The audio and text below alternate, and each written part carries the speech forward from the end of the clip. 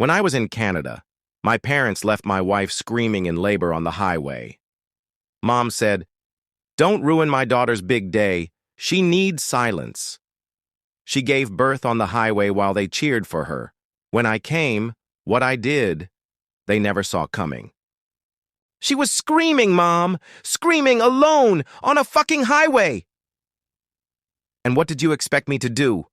Ruin Ria's wedding with all that noise?" "Noise?" I whisper, like my voice might shatter. "That was my wife. That was my son, entering the world with no one there but traffic and terror." Dad slams his palm on the table. "Watch your tone, Armin. Don't forget who you're talking to." "You mean the man who didn't answer his phone for 6 hours while my wife nearly bled out?" "We had guests. You knew how important this day was to your sister," Mom snaps. "We told you not to bring her if she was that close. You chose chaos."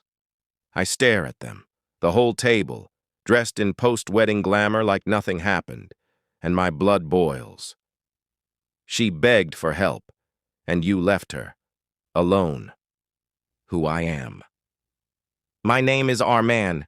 I'm 27, and I've spent most of my life learning how to disappear around these people. I was always the background, the quiet one, the easy child, the fixer, the one who didn't make noise, didn't ask questions. But after last night, I can't be silent anymore. I don't know what hurts more, that they left her in agony, or that I'm not even surprised. I flew back from Canada for this wedding, against my better judgment. My wife was 39 weeks. But Raya had to get married this month, and my parents had to throw a wedding big enough to choke the town in debt. Now my wife is in a hospital bed with stitches, exhaustion, and no one but me. And my newborn son has a birth story that sounds like a nightmare. The cast who let me bleed. Mom, 58. A perfectionist with a God complex. Raised me to be quiet so she could be loud. Her crime? She told my wife to stay away from the wedding unless she could be silent during labor. Dad, 62. Silent until he wants control. Gave me the "can't be a man." Speech instead of empathy. His crime? Ignored 12 missed calls while we were stranded and scared. Ria, 31. Golden daughter. Married now. Her crime. Watched my wife's contractions from the limo and kept going. Said it was her day. Me, Arman. Son, husband, father. And finally, someone who's done letting this family bury me. You knew, I say, locking eyes with Raya. You saw her screaming outside the banquet hall, and you walked past her. She shifts, uncomfortable now. I thought she was exaggerating. You thought contractions were theatrics? I hiss. She was leaking fluid on the ground, Ria. It was my day, Arman. She suddenly yells. I wasn't going to let anything ruin it, not even your melodrama. You mean my child's birth? Dad clears his throat like he's a judge. Let's not make this into some courtroom. You should have handled your responsibilities better. I did. I snap. I got her in the car. I called 911. I held her hand while she screamed for someone, anyone, and none of you came. But this wasn't just about a wedding. You co-signed a second mortgage with my name, I say, pulling out the document. $80,000 for Raya's wedding, without my consent. Mom flinches. We raised you, Armin. You owe us some trust. Trust? I laugh darkly. You forged my name to throw a party while my wife begged for prenatal care. You didn't even help us with hospital bills. Silence thickens. Nobody looks at me. No one's sorry. Not yet.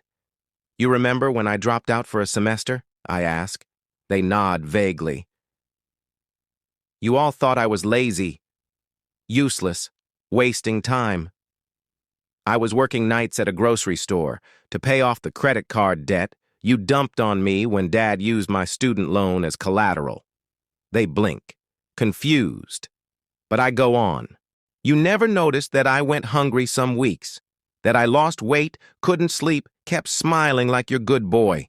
And still, I showed up to every birthday, every Diwali, every wedding, even this one. My hands are shaking. But when it was my turn, when I needed you for once, you left her on a highway. I slide the USB drive onto the table. What's that? Mom asks sharply. Every voicemail, every text, every call, the wedding planner's timeline, the forged mortgage application, and... I pause. A voice recording. Rhea, you saying, and I quote, I hope she gives birth in the car so she doesn't ruin my aisle photos. Her face drains of color. You recorded me? You made me wish I hadn't. I reply, they're all staring now. Dad's gone silent. Rhea is on the verge of crying. Mom stands up. What do you want? Revenge? I meet her eyes. I want the truth, and I want out. Rhea lunges for the drive, but I pick it back up. Try it, I say coldly. I have 6 copies. You're destroying this family. Mom spits. You did that yourself, I say calmly. I'm just turning on the lights. Dad pushes back from the table, walks out, silent. Rhea bursts into tears and storms down the hall. Her husband follows, unsure what to do. Mom looks at me, face full of fury and shame. How dare you come into my house? You all finally hear me now? I interrupt. Or do you need another file? And I leave. 3 days pass. A message comes from Rhea. Just a sentence. I'm sorry. I didn't know she was that scared. No defense, no denial, just something. My mother hasn't reached out, but my dad sends a check, no note, just the exact amount they owed me. It's not forgiveness. It's a start. And I'm sitting by my wife's bedside holding our son, feeling something I haven't felt in years. Power, peace, and a spine I earned the hard way. I don't think I'll ever get the apology I truly want, but I'm done begging for one. My wife, Aisha, is home now, healing. Our baby is safe. Laughing in his sleep, the future looks hard. But ours. And as I hold him, I whisper, you'll never feel invisible, not while I breathe. I check my phone, a second message from Rhea. Can I meet him? Just once? I stare at it. Maybe not today. Maybe not tomorrow. But someday.